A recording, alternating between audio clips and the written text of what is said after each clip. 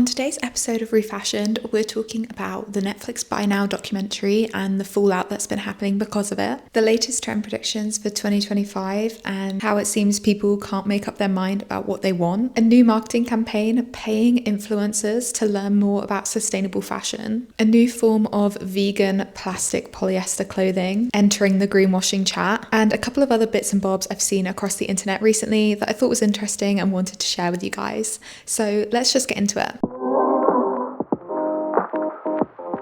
Before we do, if you're new to this podcast or my channel, hi, my name's Katie. I talk about sustainable fashion, personal style, overconsumption, and how all those topics kind of mesh together. So if that sounds good to you, then subscribe to Refashioned, follow me on YouTube and all of my other social media. So you may have seen that Netflix has recently brought out a documentary talking about the impact of fast fashion and basically lifting the lid on companies' tactics that get us to buy so much without necessarily thinking the purchase through. It's a documentary about exploitation, but apparently it was also made with exploitation. Sorry, by the way, the sun is like right through my window, so I am kind of squinting, but it is also really warm in winter, so I'm not going to do anything about it. But anyway, two influencers that I really respect in the sustainable fashion industry kind of came out to talk about their experience with the makers of the Buy Now documentary. Aja Barber and Brett Stanaland have both been talking on their social media pages in the wake of the documentary coming out about their experience with this production crew, and I highly recommend you go onto their channels and watch their content on it because it's really eye-opening. But to basically summarize, both of them say that they felt the documentary crew profited off of their unpaid labor and didn't give them any sort of recognition or paycheck towards the end of it, despite using a lot of their suggestions and a lot of their research. What's really heartbreaking is that both Aja and Brett have been really supportive of people going to watch the documentary still, even though they felt they had a negative experience with the documentary crew, because of how important it is to get the message out to such a mass audience that Netflix provides. I mean, the amount of people that pay for a Netflix subscription and are now going to have a documentary all about fast fashion and exploitation right there on their recommended watches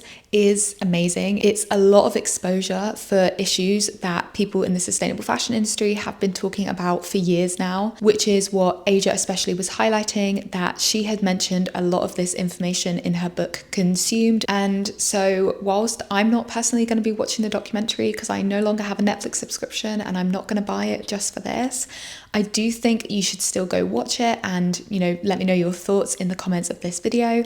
But also I think it's a really nice idea to do something in solidarity with Aja and Brett too. Follow them if you haven't already.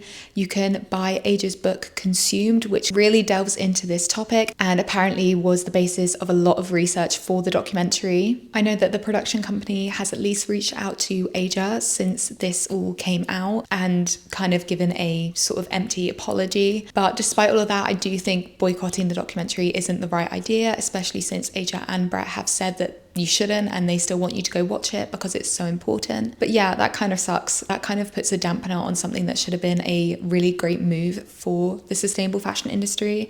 And I think just kind of highlights how exploitation is still so rampant. Even when we're discussing the issues and we're discussing the systems that allow exploitation to flourish, we're still doing that in a way that harms people and doesn't pay them what they're owed. And I do find it kind of annoying that we have to sort of ignore what they've done because the opportunity they've presented is still so massive of getting this message out to so many people that ignoring the documentary wouldn't help anyone. But yeah, like I said, I haven't watched the documentary, but I've been seeing the public posts coming out about it, talking about people's takeaways after they've watched it, which I think is really interesting. One of the main things I've seen online is the idea of boycotting Amazon. I mean, it's definitely not new information that Amazon is an unethical company that we should be avoiding at all costs. But apparently this documentary really lifts the lid on how nefarious Amazon's practices are in getting you to buy and just how wasteful their business model is. I mean, I saw a tweet from someone that said they were in the middle of watching the documentary and the craziest thing they saw was the information that Amazon has calculated that dumping items before they're even used once equals profit. If you guys have watched it, then I'd love to hear your key takeaways from it. Let me know what the most shocking moment was for you. And I guess I'd be really interested to know based on the community I've cultivated on here, I do think I have quite a lot of sustainable fashion lovers, a lot of people who are quite interested in exploitation in the fashion industry and overconsumption. Whether you guys felt that you learned something new in the documentary, or whether you had a good experience watching it with family and friends who aren't as interested, who then seem to find a lot of takeaway from the documentary. Yeah, I guess I feel a little bit of FOMO not being able to watch this. But at the same time, I do feel like I would know a lot of what's in the documentary. So it'll be interesting to hear if that's the case for other people who also feel like they're in the sustainability space. Okay, moving on. I've seen a lot of discussions recently for trends for 2025 as we go into December and we start looking forward to the new year, which is absolutely terrifying, the fact that we're coming up to December and it's going to be 2025. But one of the trend predictions that I want to highlight because it was so interesting was Vogue doing a whole article on how Gen Z want chaotic customization in 2025, which they basically explained as over-the-top and individualistic embellishments and personalization being big for young consumers next year as they reject the relentless churn of trends. I'm thinking they probably based this on the bag charm trend and the kind of eclectic feeling that's been on TikTok recently. I'm sure the runways have also reflected this, but it doesn't necessarily feel like this is a rejection of trends, as Vogue put it. I think definitely it's related to the idea that people are tired of following every single trend and they want something a little bit more personal. But I think this in itself is a trend. Like I said, this is a macro trend towards people wanting to be different, but in a way that everyone else wants to be different too. I think the bag charm trend here kind of says what I'm trying to say, in that bag charms can be really personal and individualistic, but if everyone is wearing bag charms, then it's still a trend and it's still a recognized image that people are flocking to and trying to be a part of. And I kind of wonder what will be next. I wonder how long bag charms will stay around. I don't see them going away anytime soon, especially if personalization is going to be big next year like they predict.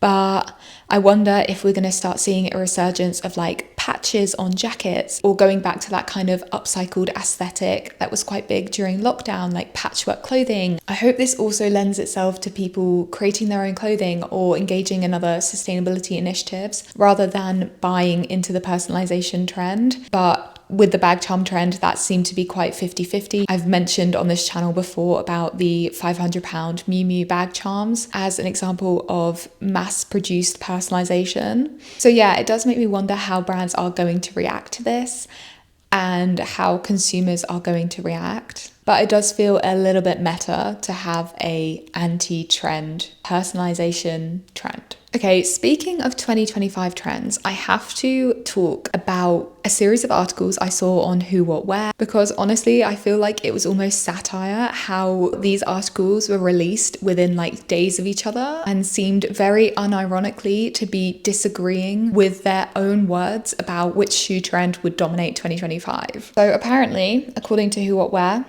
leopard sneakers are going to be the biggest sneaker trend of 2025. And they reference the leopard print sambas, which were huge earlier this year, as an example of this. But in the same week, they also announced suede sneakers are going to dominate in 2025, referencing, I think, the Miu Miu ones and that kind of luxury suede aesthetic, saying that it gives off rich vibes. But then a week after that, they released an article called "The Affordable Trend New Yorkers Will Wear Instead of Suede Trainers This Winter." And they're talking about corduroy. The way that Who What Wear was literally jumping in a matter of days to, this is going to be the trend for 2025. No, this is going to be the trend. No, this is going to be the trend, is just so indicative of not only how fast fashion is moving right now, but how bad it can look when media tries to keep up with what people on TikTok are saying and kind of reflect how quickly minds change on there. I mean, reading these three articles, my only takeaway is that Who What Wear does not know what's going to be on trend for 2025. I don't think anyone can make up their mind right now.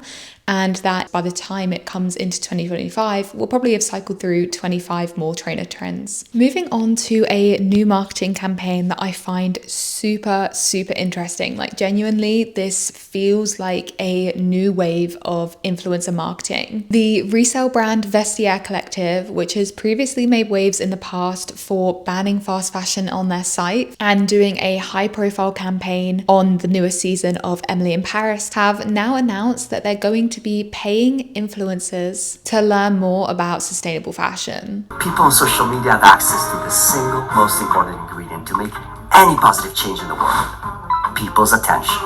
In a way, the better our influence is, the more chances we have of fixing the world's biggest problems. So through a 6-month campaign, 5 influencers with a combined reach of 2 million will learn about the environmental and social impacts of fast fashion. This will include them taking masterclasses, educational videos, and visiting clothing landfills to give a visceral understanding of the industry's waste problem. Vestiaire Collective has said the goal of this campaign is to empower these creators to promote high quality, long-lasting fashion choices to their audience. One thing I think is really interesting is how they've chosen the people that will go on this campaign. So each selected influencer has high engagement, a predominantly female audience aged 25 to 35, and represents a distinct shopping category. What they mean by that is some work with fast fashion and luxury brands, others focus on affordable finds, thrifting, or vintage, and the diversity is meant to help them connect with a broad spectrum of consumer habits. What I do think is so interesting is that audience demographic, 25 to 35, and how that might overlap with Shein's target audience, say,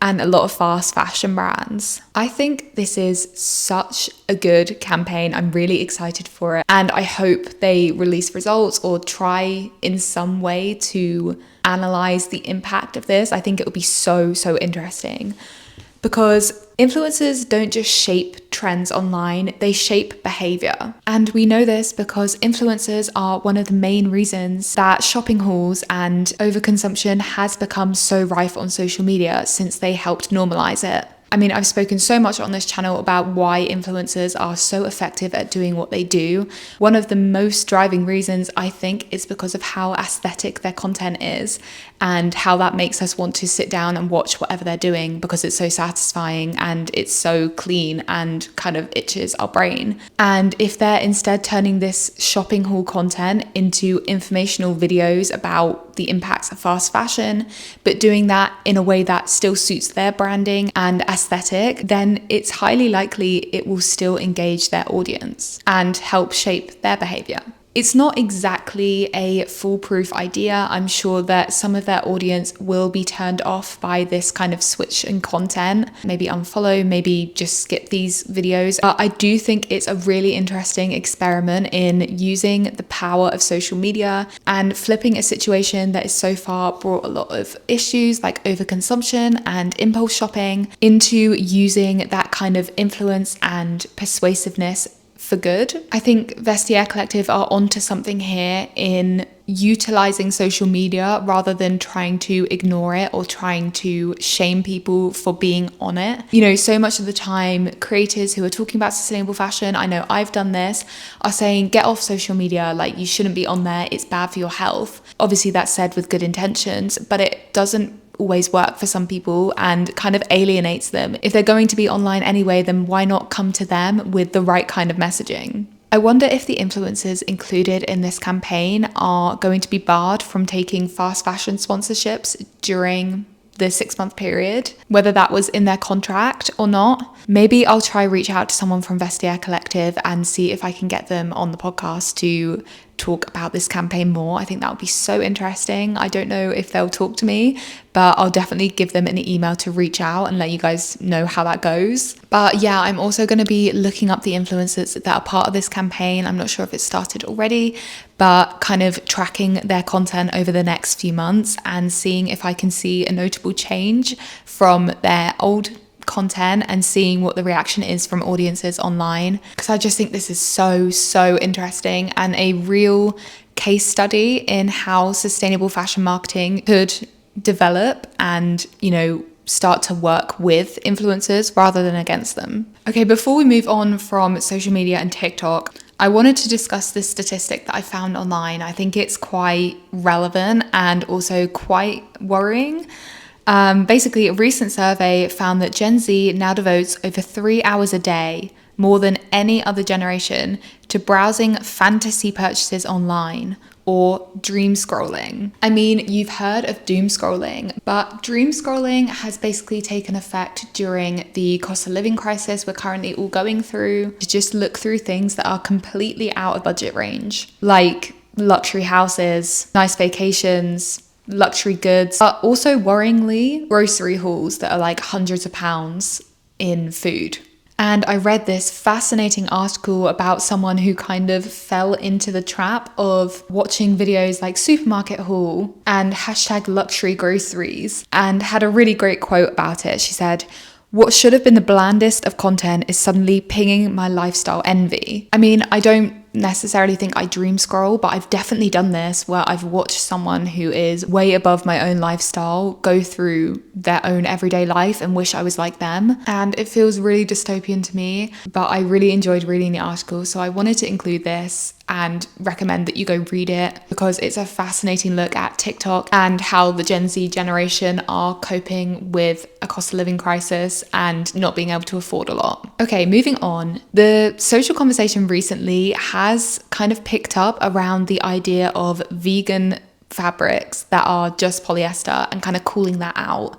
I've spoken about it a lot on my channel and podcast, so you're probably familiar with it, but I recently saw a Abercrombie jacket going viral on TikTok that is vegan suede, and I needed to talk to you guys about it. So this jacket is marketed as vegan suede, as I said in the title, the first thing the consumer sees. And it's only when you scroll down to the jacket's material composition that you find out it's actually 92% polyester, 8% elastane. And in the materials section, they actually call it a faux suede, which is probably a lot more common description for this kind of polyester suede-like material that a lot of us would recognize. And I just think when you see this, it makes it so purposely clear that they've included vegan suede in the description of the item to try dupe customers into thinking there's some sustainability involved. The jacket is also £90. Like, come on.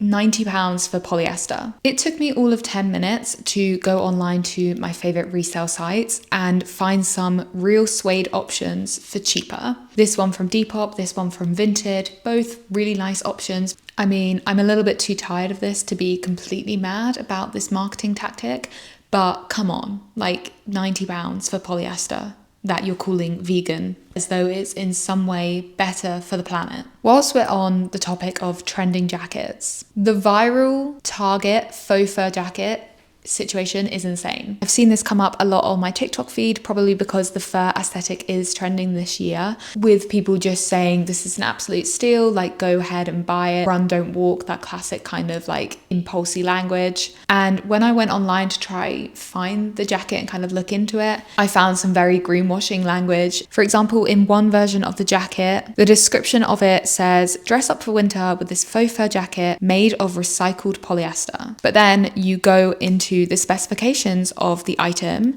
and lo and behold, the material composition is actually 80% polyester, 20% recycled polyester. I mean, I'm not sure you can put in the description that it's made from recycled polyester when it's a fifth of the actual composition and 80% of it is virgin plastic. I mean, that is so deliberate. And I was looking online for like discourse about this, and someone I follow online was talking about how surprising it was that this has become a trend this year, when the vintage coat from last year's mob wife trend really fits this aesthetic. I mean, yeah, that was all over my TikTok feed last year too. Why are people not bringing that back out if fur is trending this year? Have they already donated them, thinking that something else will be on trend this year? It does feel really weird. And that also seems to be the sentiment online for a lot of the viral videos talking about them.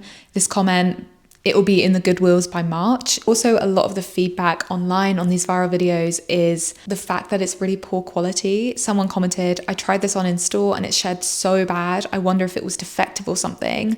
But then people were chiming in saying, I tried it on too and it shed more than my Pomeranian. I've seen other TikToks that are talking about how it's really poor quality and an awkward fit, saying sometimes TikTok is not always right. But I mean, I can't hate specifically on the Target jacket because there's so many similar products out there online right now. I know TikTok Shop has another like viral jacket that people have been going crazy for. And it's pretty safe to say that all of them will be heavily polyester and maybe thrown away before summer next year. One topic I did want to cover that I covered on TikTok is Mae Maebe's recent Vogue interview where she was talking about her clothing brand Mae Maebe and kind of my thoughts to that. The interviewer asked Mae Maebe to respond to the backlash that's been happening on TikTok mostly of people accusing her of selling fast fashion for a really high markup. Molly kind of responded to say this isn't the case at all. She defended herself by saying that she no longer promotes fast fashion to her viewers and why would she be making a fast fashion line. But in a picture right towards the top of her Instagram, she tags both Zara and Arket, which is owned by H&M, both fast fashion brands. Again, this is literally like from this month. I forgot to show the tags here, but the sweatpants she's wearing are from COS, another fast fashion brand. I mean, it does just seem to be a bit of a silly thing to do when you know you've said in an interview that you no longer wear fast fashion and you know that's coming out soon.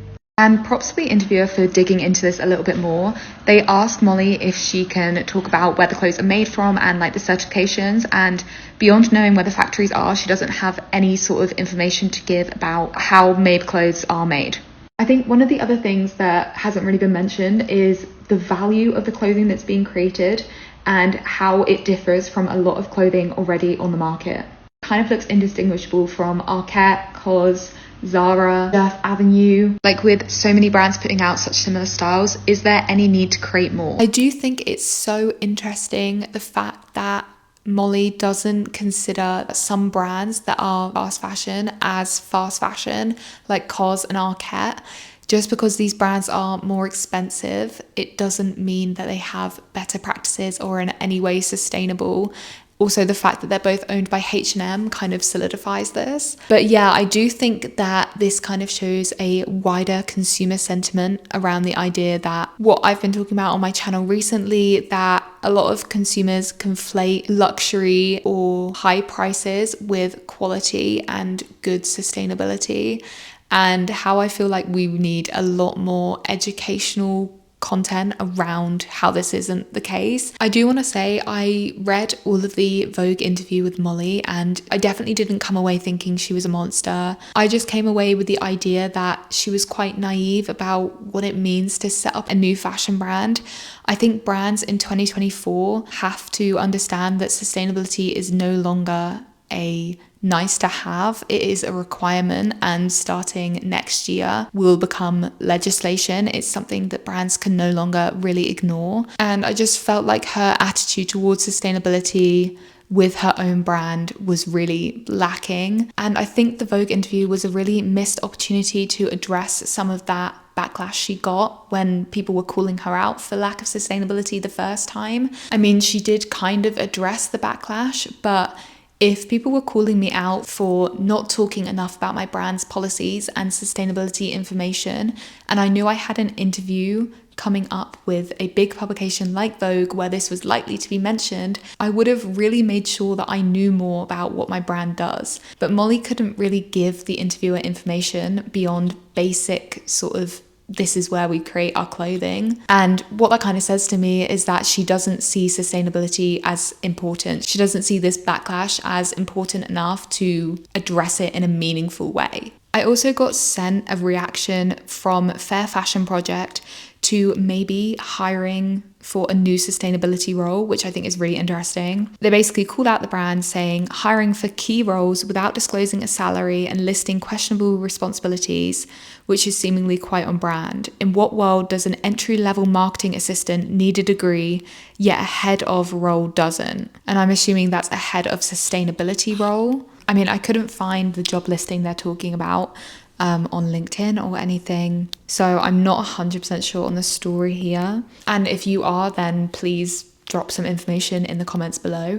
But I'm assuming what's happened is they're hiring for a head of sustainability or similar role, and they're not asking for a degree for that. I assume, versus the marketing assistant roles they're hiring for do ask for that. I guess sort of solidifying the fact that they're not taking sustainability seriously. But this is very hearsay. This is very like out of context. So don't 100% trust what I've just said.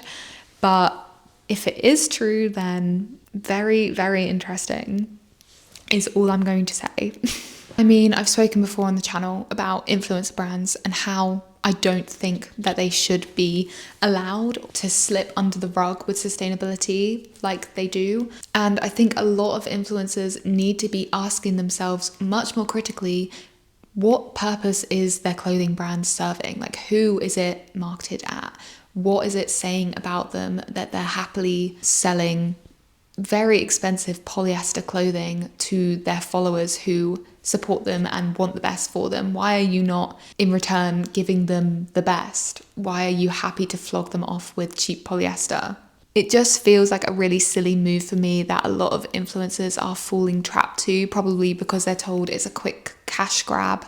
But it will be interesting once legislation comes in to see these same brands having to deal with sustainability legislation, which is quite cynical of me. But, you know, at this point, I think it's a good thing that the barrier to starting a fashion brand will now include sustainability. Okay, to kind of wrap up the podcast, I do want to share 2 statistics that I found recently that show the slow movement away from wasteful buying habits in the UK. So the first one was that British consumers are willing to pay up to £11 more on average to buy goods from small businesses rather than from large chains.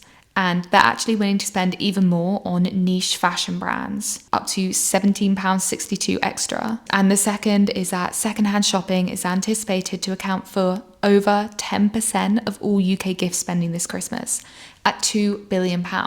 What an incredible statistic. I mean, 10% of all gift spending in the UK coming from items that are already created rather than buying something new is really heartwarming. And a kind of timely link to this is the fact that I'm doing a gift guide coming out this weekend that is full of so many ideas of items you can thrift and find vintage and even make for your family and loved ones if you're gifting someone this Christmas. So yeah, look out for that coming out. But yeah, these 2 statistics are obviously amazing news. I'm really happy that this is the general sentiment, but I do wonder if this is reflecting people's intentions rather than their actual actions.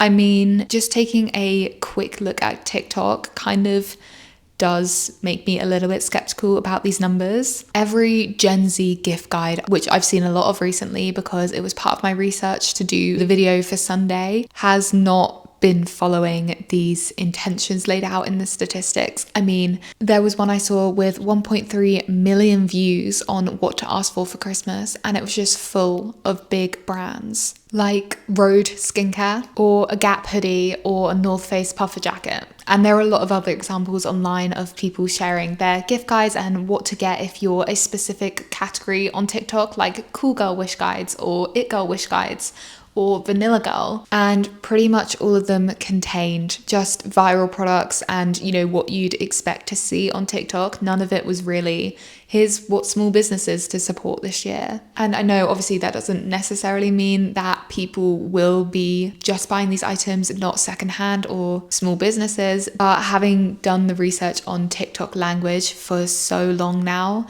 I feel like the fact that these influencers are pushing this narrative instead of a better, more sustainable one will be quite effective. Anyway, I think that was everything I wanted to share with you guys from the last couple of weeks that I've seen online. I have some really exciting content coming out in the next few weeks that I'm so excited to share with you. One of them is an interview with the co-founder of Good On You that I'm going to be releasing specifically on my podcast channels, and I'm so excited for you guys to hear the interview. It will feature in another video I'm doing on clean beauty and beauty greenwashing that's coming out really soon. So I hope you're excited for that. I hope you enjoyed this video. Let me know your thoughts and comments and reactions to anything I've shared. And yeah, I still absolutely love getting tips from you guys when you see something online, so keep sending those in. And yeah, I hope you have a lovely day, and I'll speak to you really soon.